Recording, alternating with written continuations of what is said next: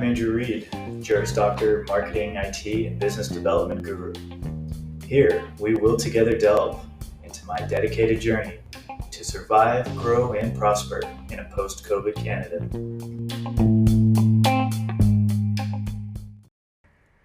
This podcast and any statements made by me or others therein is just me sharing my opinions. This is not financial, legal, or other advice, and continuing to listen implies acceptance of this disclaimer in its entirety. Thank you for listening. In this segment, we will discuss the big three Canadian investment bank accounts for new investors. We will discuss investing styles, and I will share some resources for further research. For reference, today is June 12, 2021 in sunny Victoria, BC. Let's get started by talking about beginner's investment bank account types. Canada has three amazing bank accounts that are ideal for new investors that want to have a little more control and engagement with their investing. I personally use TD Bank for my Tfsa and RSP, as I find it convenient for cash transfers between other accounts at TD Bank. And so I can be sure to, quote, pay myself first, unquote, as instructed by The Wealthy Barber. If you haven't read The Wealthy Barber and The Wealthy Barber Returns by David Chilton, please do. Highly recommended simple explanations of basic Canadian investing. So the downsides to TD Bank for me, $9.99 commission fees, and non-interest accruing savings accounts. Also, one must make 3 trades a quarter if they're under the minimum balance with the TD Bank savings accounts. So when shopping banks, make sure you weigh your priorities and search for that perfect match. You may not need a brick and mortar bank, and you can look into banks with competitive benefits like Tangerine or Wealth Simple. Let's take a look at these 3 types of accounts and weigh some of the pros and cons. RESP. The RESP is a savings account specifically for your child's higher education. However, you can also name yourself or another adult as the beneficiary. You must use the money in this account in 35 years, and you can only contribute to it for 31 years. After that time expired, the money will be returned to you, and any interest earned will be taxed at the regular rate plus 20%. You can also transfer that money at that time to you or your spouse's RSP, your retirement savings plan, which may reduce the amount of taxes owed on that interest. And there are no taxes. There are no taxes on the amount you contributed. Lifetime contribution maximum is currently it's currently specifically $50,000. The government will also currently contribute up to $1,100 per year into your account, with a $5,000 annual investment. Unless you have a carry forward balance, it gets a little complicated. However, you will forfeit this government grant contribution if you do not use it for education. And even if you do use it for education, grant money in excess of $7,200 must be repaid to the government. RSP. RSP is an acronym for Retirement Savings Plans. I will specifically refer to the most famous RSP, the RRSP, the Registered Retirement Savings Plan. This one comes with an income tax deduction and a limited contribution amount. Any profits from your investments well within your RSP will not be taxed. However, when you eventually withdraw from your RSP, you will pay regular income tax on this withdrawal. Planning for retirement should definitely include consulting with a qualified financial advisor and making sure that you're choosing the path that meets the needs of you and your family.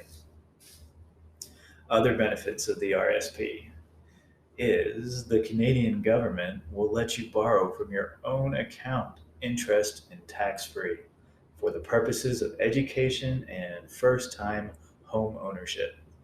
Used in conjunction with the TFSA, and RSP can be a powerful vessel in your investment strategy. With the RSP, you can currently contribute 18% of your 2020 earned income, up to $27,830. The tax deduction that you get by contributing to your RSP is about 20% for those making less than $44,000 a year. This deduction increases the more you make.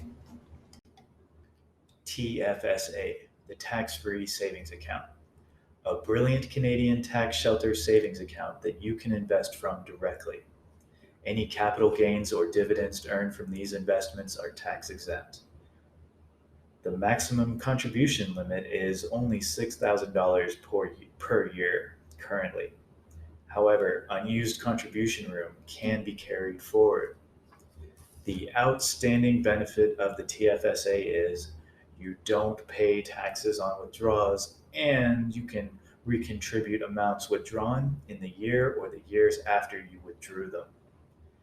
TD Bank claims on their website that your overall return for the same amount of money invested at the same rate of return will be higher from a TFSA versus an RSP. I personally use one of both. I don't have any education plans, so the TFSA and the RSP are perfect for me. There may be a different combination or just a single account that is perfect for you. Next up, investing styles. By investing styles, I am referring to the frequency of engagement with your investments. On one end of this spectrum, you have the day trader. Trading is what they do. They capitalize off market volatility. They calculate to the very best of their ability when various equities will rise and fall, and they can make money with either direction. On the opposite end of this spectrum, you have the Auto Invest Managed Index Fund Wealth Simple investor. They automatically transfer into their Wealth Simple savings account, which puts the money in accounts based on their assessed risk tolerance and preferences. Technically, other than the setup, no real involvement is needed with this type of investing. My personal niche is in between this, and I only trade on upswings on companies I believe in. For example, I bought some BlackBerry stock at $10 in my TFSA. When it recently was short squeezed to $20, I took my profits. When the price corrects to $10 again, I will buy more because, in my opinion, BlackBerry has a lot in the works and some partners with big potential. So where will you fall on this trading frequency spectrum? What will your investing style be? You can find your sweet spot or you can move around. There are many ways to succeed as an investor, and you must find the way that is the best fit for you. Finally, I'm going to share a few resources that I've found extremely helpful. So for beginners, I would recommend on YouTube Graham Stephen, and Griffin Melks. And as a great primer, I would recommend the Simple Money Podcast by Matthew Seawick, also known as the Friendly Financial Coach. Definitely a Canadian. You could find him on Podbean. As you get more advanced, or if you're leaning a little more towards day trading and more technical trades, I'd recommend Humble Trader on YouTube. Meet Kevin on YouTube. That's Meet Kevin.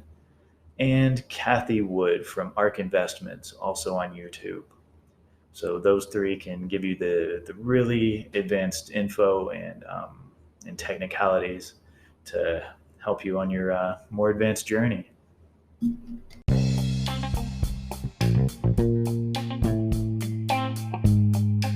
Alrighty then, so concludes my second podcast regarding Canadian Investing 101. Join me Wednesdays and Saturdays for more explorations on my journey to survive, grow, and prosper in a post-COVID Canada.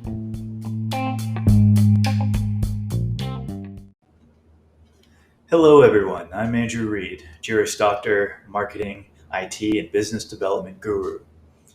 Here, we will together delve into my dedicated journey to survive, grow, and prosper in a post-COVID Canada.